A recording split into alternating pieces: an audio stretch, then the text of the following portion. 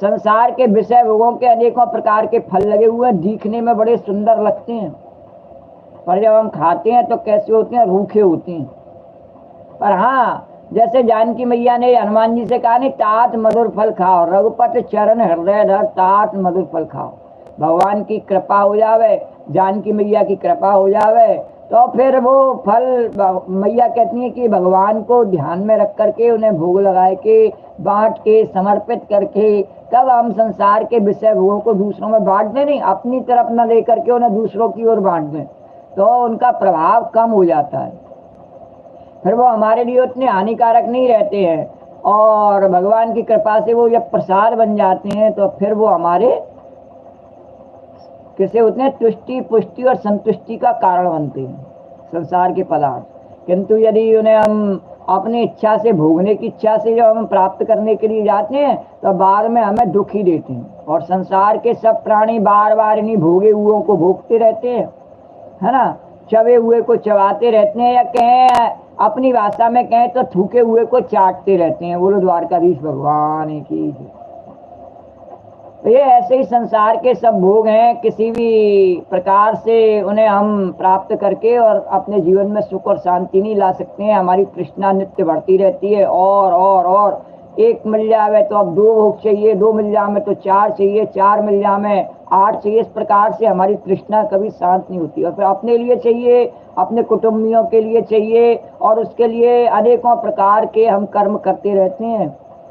पर आखिर में जैसे बताया नहीं कि एवरेस्ट पर चढ़ गया, अब चढ़ तो गया, फिर वहां उसे किसी ने देखा ही नहीं, तो फिर बाद में उसने क्या किया, नीचे उतर आके सबको बताने लगा मैं एवरेस्ट पे चढ़ गया। अरे भाई चढ़ गया, लेकिन फिर नीचे क्यों उतरा, वहीं चढ़ा ही रहता। बोलो द्वारकाधीश भगवान की। लेकिन नहीं, उसको दूसरे को बताने में बहुत मजा आता है। बोले दूसरे को मैं बताऊं तब तो मेरा कुछ चढ़ने का लाभ है, नहीं तो क्या लाभ हुआ। और संसार में के काम सब ऐसे ही हैं, जब तक दूसरे की दृष्टि में नहीं आते तब तक उनका कोई महत्व नहीं होता। पर भगवान का भजन ऐसा नहीं है कि दूसरे की दृष्टि में आवे तब उसका महत्व होता है, नहीं, वो तो छुपा के भी किया जावे नहीं तो भी उसका महत्व भगवान जानते हैं। उसको जानने वाले स्वयं भगवान हैं, इसलिए उसे दूसरे को दिखाने की कोई आवश्यकता नहीं।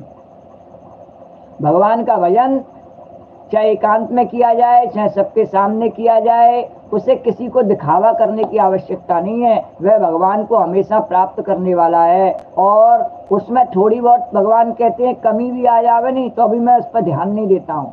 पर संसार के विषय भोग ऐसे हैं, उन्हें प्राप्त करने में बहुत सारा श्रम लगता है, बहुत परिश्रम होता है, और थोड़ी भी कमी आ जाती है तो फिर वो प्राप्त नहीं कर पाता है। पर भगवान का मार्ग ऐसा नहीं है। प्रहलाद जी कहते हैं कैसा बड़ा सरल मार्ग है। इस पर क्या है कि बस विश्वास कर लेना चाहिए, और विश्वास करके धीरे धीरे अभ्यास करते रहना चाहिए। मन पर, इंद्रियों पर संयम रखना चाहिए, और भगवान की ओर धीरे धीरे बढ़ना चाहिए। अच्छे कर्मों में अपने मन को लगाना चाहिए, और अपने इंद्रियों को विषयों से रोकना चाहिए। इस प्रकार से प्रहलाद जी ने बहुत सुंदर उपदेश दैत्य बालकों को दिया, और कहा कि मनुष्य का जो मुख्य कर्म है वो क्या है कि किसी भी प्रकार से भगवान का भजन करना, यही जीव का मुख्य कर्म है। तो प्रहलाद जी ने जब ऐसा उपदेश दिया तो दैत्य बालकों ने पूछा कि आपने ये सुंदर उपदेश का वो कैसे प्राप्त किया। तो उन्होंने कहा मैंने नारद जी से प्राप्त किया इस उपदेश को। तो दैत्य बालकों ने कहा कि नारद जी आपको कहाँ मिल गए। और नारद जी, हमने तो देखा है कि आप हमेशा हमारे साथ ही रहते हैं, और हमारे यही गुरु हैं संडो अमर के, इनको ही हमने देखा है। नारद जी आपको गुरु के रूप में कहाँ मिले और कैसे मिले, यह दृष्टांत हमें सुनाइए, ये कथानक कैसा है हमें बताइए, ऐसा कैसे संभव हुआ।